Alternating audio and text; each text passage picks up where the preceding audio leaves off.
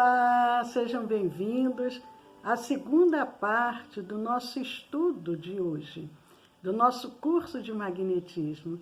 Eu sou Leila Rocha de Oliveira, do Centro de Estudos Espíritas Allan Kardec, aqui da cidade de Olambra, interior de São Paulo.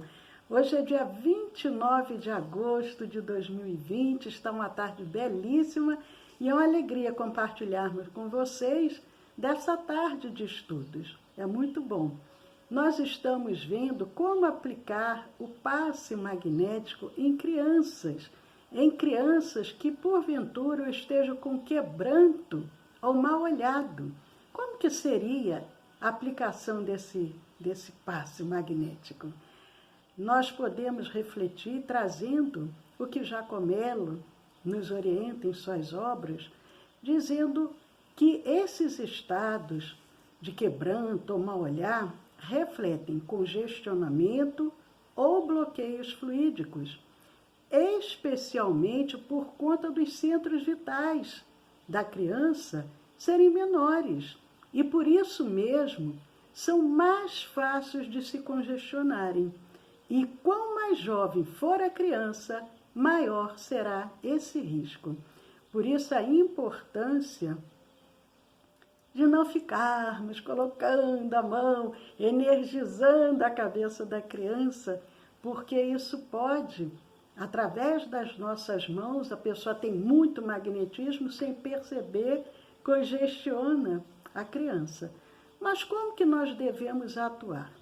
Para dissipar esses fluidos causadores desse mal-estar, deverão ser aplicados muitos dispersivos, tanto gerais como locais, sendo estes últimos, os locais, determinados a partir do tato magnético. Fez a relação magnético, tato magnético, aplicou muitos dispersivos gerais e, de acordo com que detector ali naquele scanner tateando com o seu tato magnético, vai fazer os dispersivos nas regiões, nos centros que são observados esses congestionamentos, esses bloqueios. Agora, são recomendados, ao final, muitos dispersivos gerais em camadas. O que a gente observa? São muitos dispersivos. Dispersivos gerais, dispersivos locais, dispersivos gerais em camadas ao final, é obrigatório para que a criança possa ficar bem. E aí, nós estávamos falando no nosso primeiro bloco, com relação aos galhos que as rezadeiras usam e que murcham após as rezas. Eles funcionam, esses galhos, como catalisadores e agentes de passagem, pois os fluidos que estavam congestionados na criança vão passando por eles para sofrerem diálise fluídica. Nós estudamos com relação ao que seria essa diálise fluídica nas nossas aulas anteriores. Então, o galho é como se fosse um catalisador. Não haveria necessidade do galho, seria somente as mãos, mas ele funciona como um catalisador. As rezadeiras daquelas regiões simples, elas trazem esse aprendizado prático. Elas não estudaram as técnicas, mas elas ali vão trazendo, através dos galhos, eles vão dispersando esses congestionamentos da criança. Nós lembramos que, quando iniciou os estudos espíritas, as mesas girantes, as pessoas ficavam em volta das mesas e elas colocavam ali pranchetas e colocavam lápis e elas colocavam as mãos sobre aquilo ali para que aquela prancheta ela pudesse escrever. E depois eles concluíram que não havia necessidade daquilo, era só o médium pegar o próprio lápis e escrever. Não há necessidade do galho, mas ele funciona como esse catalisador, porque é dessa forma que aquelas rezadeiras do interior aprenderam e tem a eficácia. O importante é que ter o objetivo ser atingido.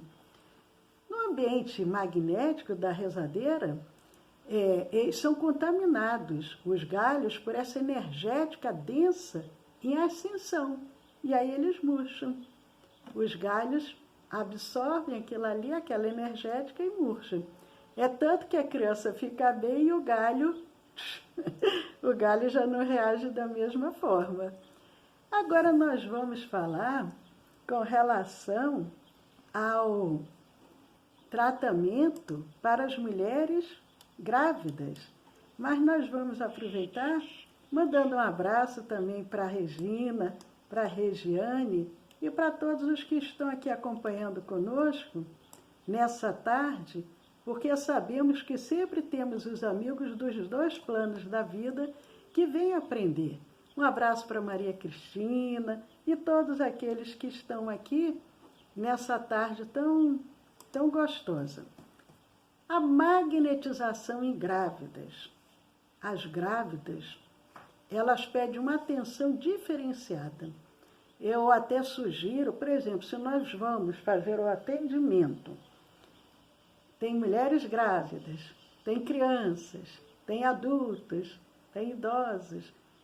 Se for todos no mesmo dia, comecemos pelas grávidas, depois vamos começar pelas crianças, depois vamos começar pelos adultos. Por quê?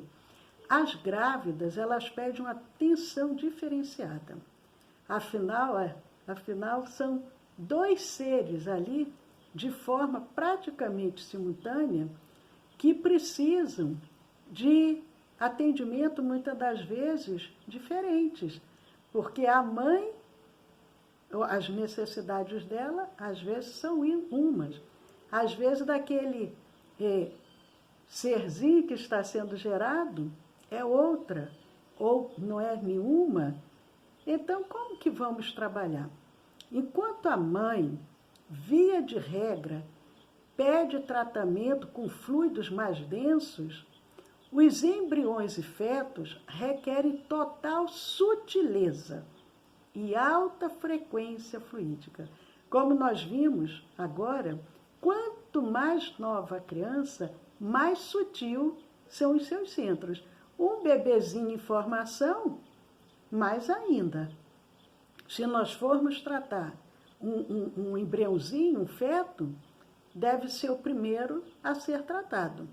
No caso, se a problemática ali que requer tratamento é somente da mãe e que ela pede tratamento com fluidos mais densos, diferentes do tratamento para o bebê, tem que ter todo esse cuidado, porque os embriões, os fetos requerem total sutileza e alta frequência fluídica. Nós vimos aqui, cada centro vital, ele tem uma frequência. O coronário é de altíssima frequência, tem os de média frequência, baixa frequência. Devemos considerar pelo menos 3 situações distintas. E aí eu acho que vale a pena anotar, quem estiver anotando, para que a gente possa ter esse roteirinho. Primeira situação que pode acontecer. A mãe, ela está precisando ser atendida por problemas, por enfermidades nela. O problema é na mãe. É a primeira situação. Outra situação, segunda situação que pode acontecer. A mãe precisa de ajuda para com a gravidez em si. Já é o problema específico da gravidez. O primeiro problema foi um problema dela, um problema emocional,